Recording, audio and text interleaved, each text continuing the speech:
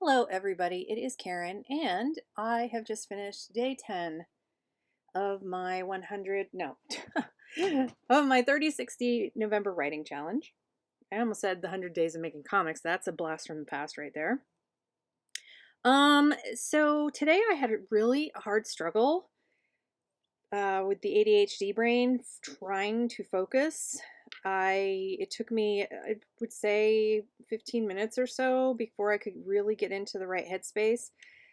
I was being distracted by everything. I had to throw on some music. I pulled out some knitting project that I'm working on to get my hands busy with something that didn't require a lot of thought because I'm just knitting up a body of something in stocking stitch. So it's very repetitive, sort of like when I'm driving, which isn't repetitive and I shouldn't do, but sometimes it allows my mind. I had the music to block things out. I had my brain concentrating on a task, and then I was able to um, finally daydream. And that's usually how my stories get written: is I daydream the scenes first. Sometimes it's like I'm a visual person, so I'm a visual learner. I'm a visual whatever. So it's not like I see a very crystal. I see the scene in my head, but it's not like as crystal clear as um, like watching a movie or something. It's still fuzzy, but that's how I. Uh, anyway, so I was able to do that. So there's sometimes I don't.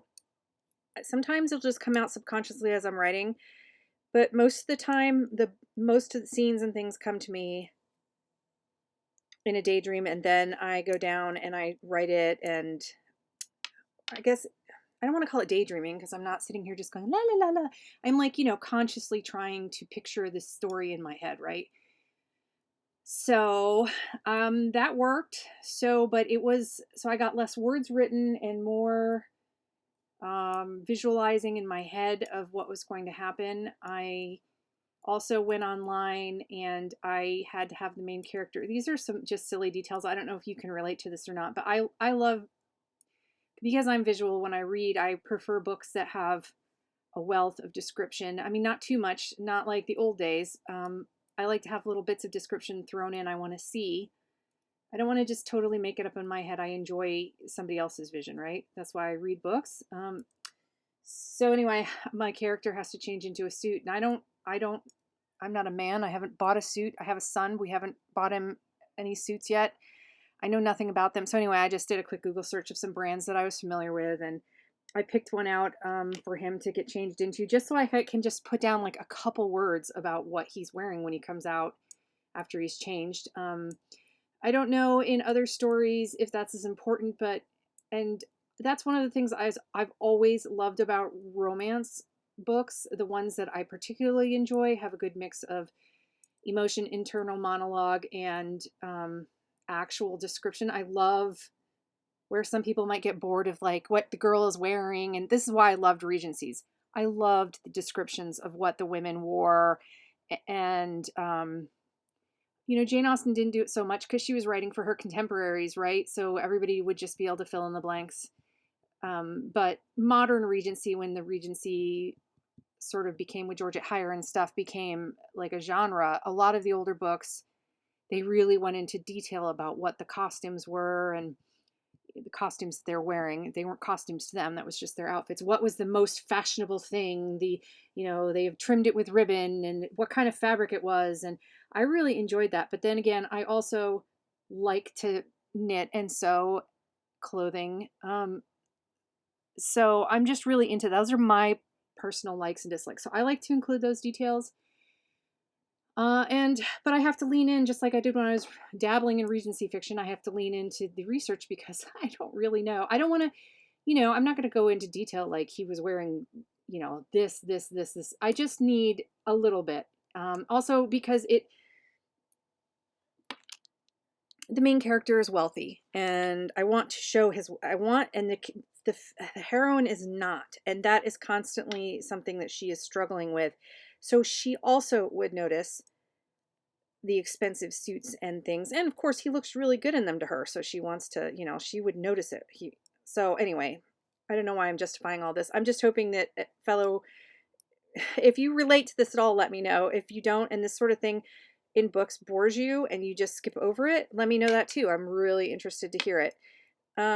So yeah, today is a big struggle.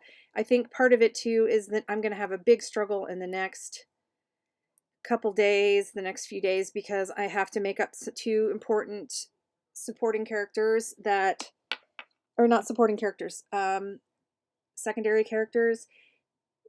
And I have been kind of avoiding it. I just call them by like generic placeholders.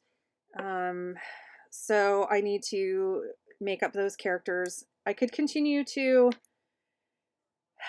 do generic placeholders for them. I am just plotting, so we'll see if I can get away with just leaving them kind of blank. But I really do enjoy creating characters, and I enjoy seeing them, like I said, and in my head. So I probably need to do some at least base character, get things nailed down.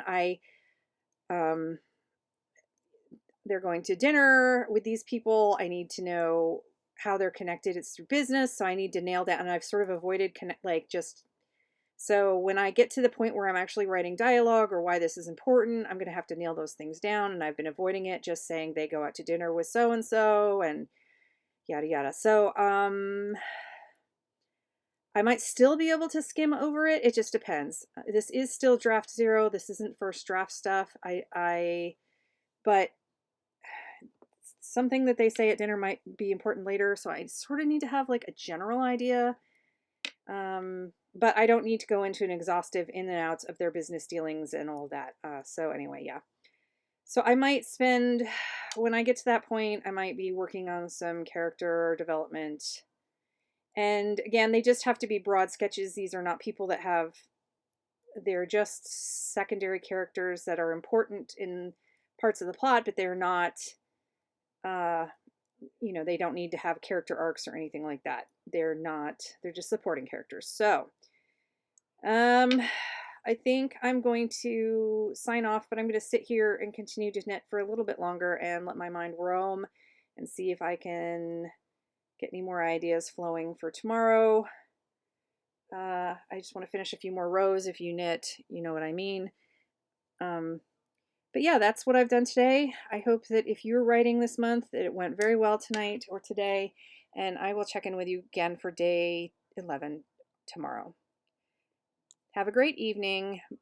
Bye.